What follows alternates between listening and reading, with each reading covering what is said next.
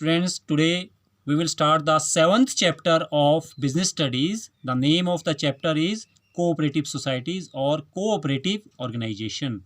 In this lesson, we will discuss first of all the meaning of cooperative organization, the definition of cooperative organization, the characteristics of cooperative organization, formation or registration of cooperative societies, difference between the cooperative society and partnership, types of cooperative societies, merits of cooperative organization and limitation of cooperative organization. First of all, we will start with the meaning of cooperative organization. Cooperation means working collectively, मिल करके कार्य करना. Simple साधारण शब्दों में सहकारिता का अर्थ दो शब्दों के योग से बना है. What they are?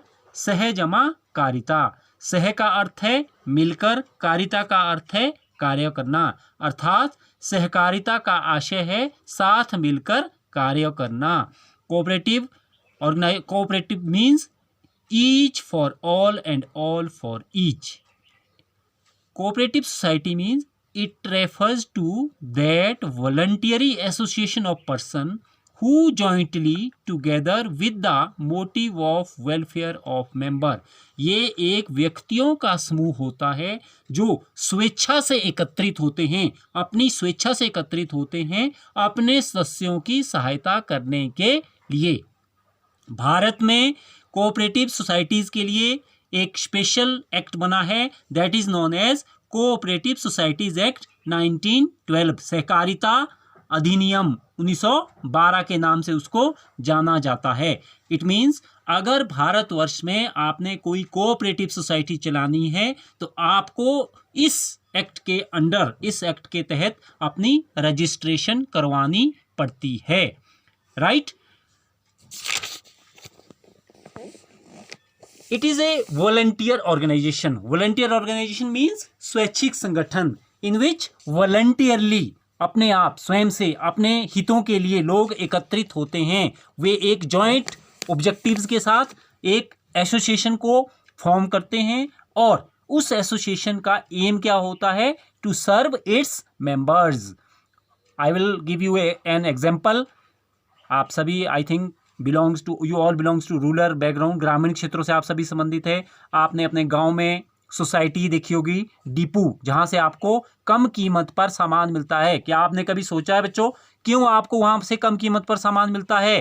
Because that is also a society. यह भी एक सोसाइटी है. वहां जो मार्जिन ऑफ प्रॉफिट है उसको डिस्ट्रीब्यूट पहले ही कर दिया गया है between its members, right, so that price will be reduced. अगर हम बाकी करियाने की दुकानों के साथ कंपेयर करेंगे तो यहाँ पर आपको कम कीमत पर सामान मिलता है और यहाँ उन्हीं लोगों को सामान दिया जाता है जो इसके सदस्य होते हैं. ठीक है, उन्हीं को ही इसमें सामान मिलता है. और यहाँ पर इन एसोसिएशंस को, जो इस तरह की कोऑपरेटिव सोसाइटीज होती है, इनको government also help them. Government also give some finance to them, some aids to them, so that they can give the benefits to its members.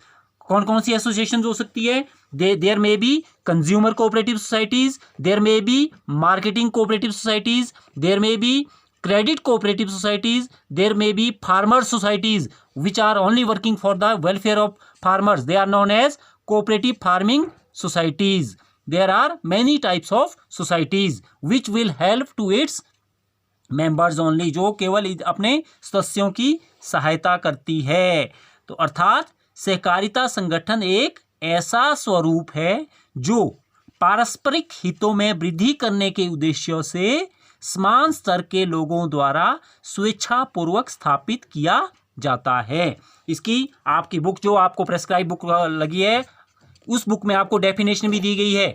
Definition इसकी दी गई है कि cooperation is a form of organization where in person voluntarily associate together as human beings on the basis of equality for the promotions of the economic interest of themselves. अर्थात आर्थिक सहायता, आर्थिक तौर पर उनकी हितों की रक्षा की जाती है. एक सोसाइटी फॉर्म की जाती है.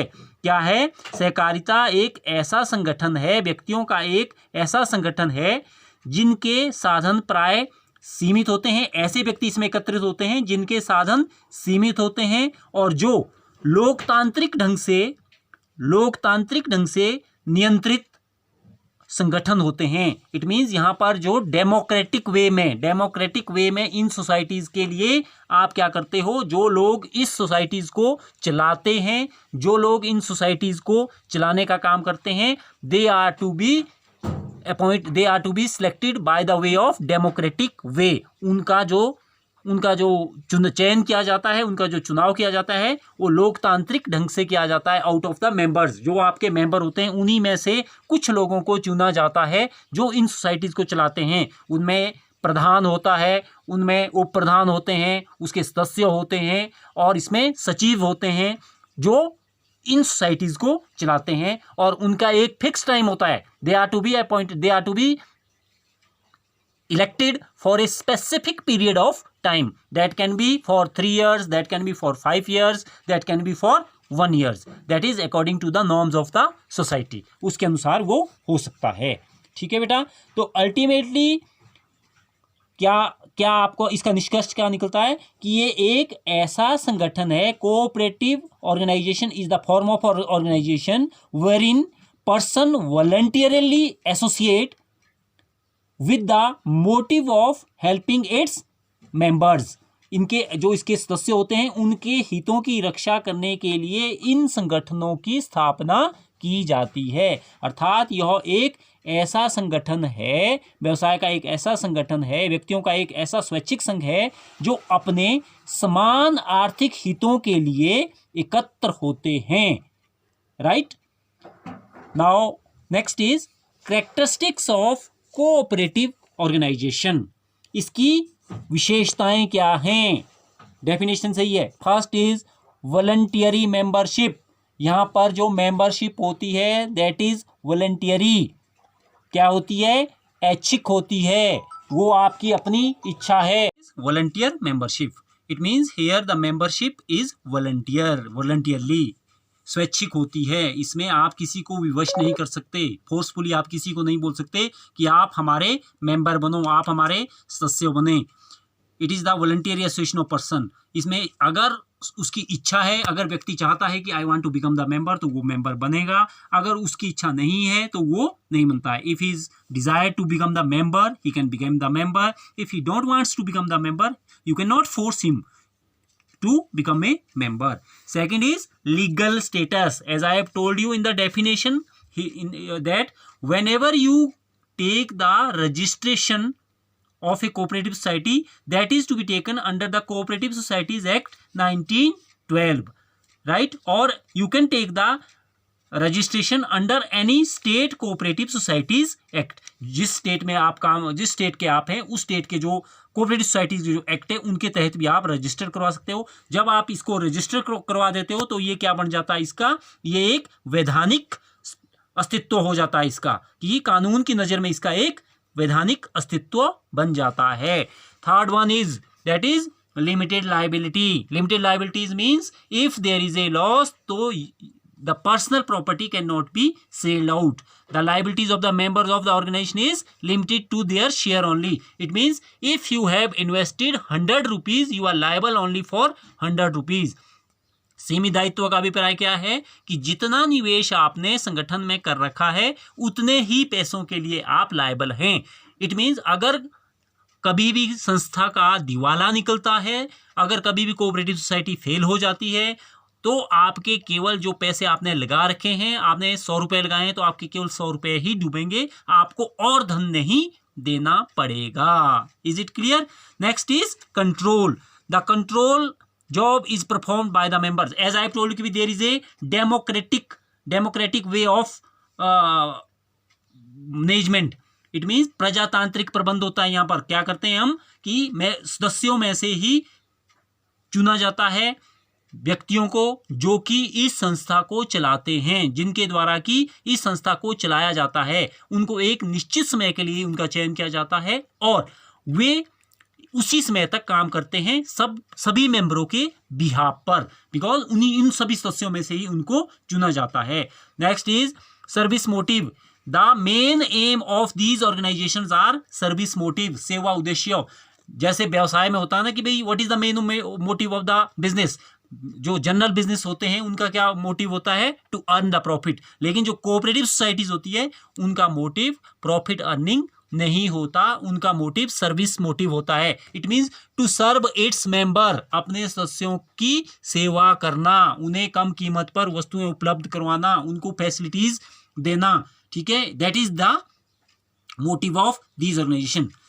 Equality of voting right, it means यहां पर हर व्यक्ति, हर मेंबर को अधिकार होता है मत देने का। जैसे मैंने कहा कि भाई प्रजातांत्रिक वे से लोगों का चयन किया जाता है जो संस्था को चलाते हैं, तो उसके लिए कई बार अगर मान लो प्रधान के लिए 2 लोग खड़े हो गए तो आप क्या करोगे, वोटिंग करोगे, उनके लिए आप क्या करोगे, वोटे दोगे, मत देंगे। तो यहां पर क्या रूल चलता है, 1 पर्सन 1 वोट। यहां पर अकॉर्डिंग टू द शेयर नहीं होता, यानी कि भाई मैंने 10 शेयर खरीद रखे हैं तो मैं 10 वोटे करूंगा, मेरे पास 100 शेयर है तो मैं 100 वोटे दूंगा। नो, एक व्यक्ति केवल एक ही वोट देगा। यहां पर क्या रूल लगता है, 1 पर्सन 1 वोट, एक व्यक्ति एक मत का नियम यहां पर लागू होता है, ठीक है। Disposal of surplus. The another important characteristic of cooperative organization is that its profit or surplus is utilized in this way. It means 1/4 of the these are the characteristics of cooperative societies. बाकी हम next start करेंगे कल. Thank you for today.